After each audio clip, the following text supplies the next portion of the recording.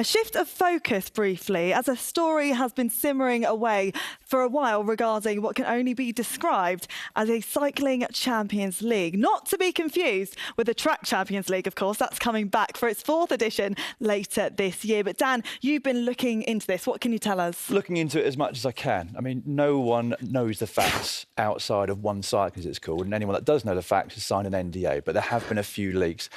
Basically, what they're trying to do is get a group of teams together and give them some more stability, i.e. with funding, because as we all know in cycling, teams are entirely reliant on sponsorship money, and so a team can just disappear after 20 or 30 years. There's an argument counter to that, which my colleague Killian Kelly did an article on our website at GCN. So if you look at the current Tour de France teams, on average, they've never been in existence longer. But back to One Cycling, there are rumours that they're going to get around about 250 million euros of funding from PIF, Wow. which is what was the golf, the league golf, which was so controversial over the last couple of years.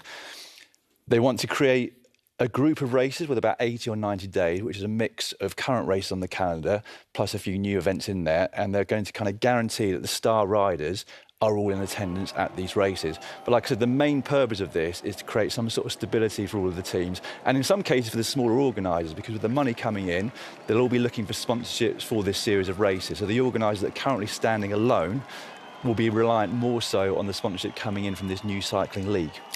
Adam, Visma had a great season last season, but they still struggled to find sponsorship. So do you think this could actually be a real positive for the sport? I think it can be and it can't be in a way. It's never going to hurt to have more cycling on our TV screens, and ultimately that's what we all want. As fans, as people viewing it, it's always going to be great. The big issue is that the Tour de France, the Giro D'Italia and the Vuelta A Espana, mainly the Tour de France, that's where a lot of their sponsors get the money from. So for the teams, so they invest in teams so they can be shown on the Tour de France. For the riders, that's when they need to be at the best, because that's where they're going to get the most publicity. So I think with this, if this other league was created, it will be a case of, right, you've got to go and do this race because we've signed up to the Super League, so there's a chance to make more money. If they won that and took all that prize money, that would then just be invested into the team to have better riders at, say, the Tour de France, because that's where the big marketing is for them.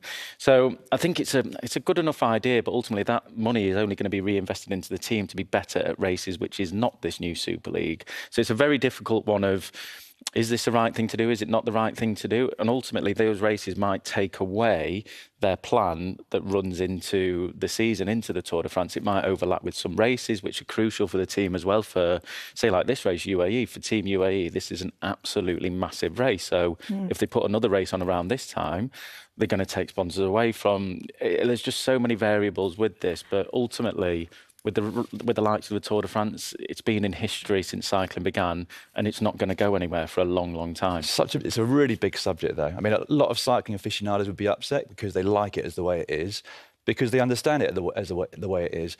But if you're coming into the sport for the first time, it's incredibly confusing. It takes a long time to explain the nuances of the race calendar, the tactics, this, that, and the other. And so there is a part of me that does think, if you've got this set of races where all the biggest riders come at the same time, more often throughout the year. Let's take the Tour de France this year. That's the first time we're going to see Pogacar, Evenepoel, Roglic and Vingegaard all racing at the same time. Would it be better to have more races beforehand?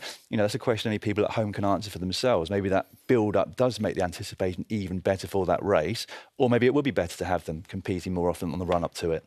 It's very interesting. I feel like we could talk about this for quite a long time, but let us know what you think about it. Get in touch at Eurosport Cycling. We'd love to hear from you.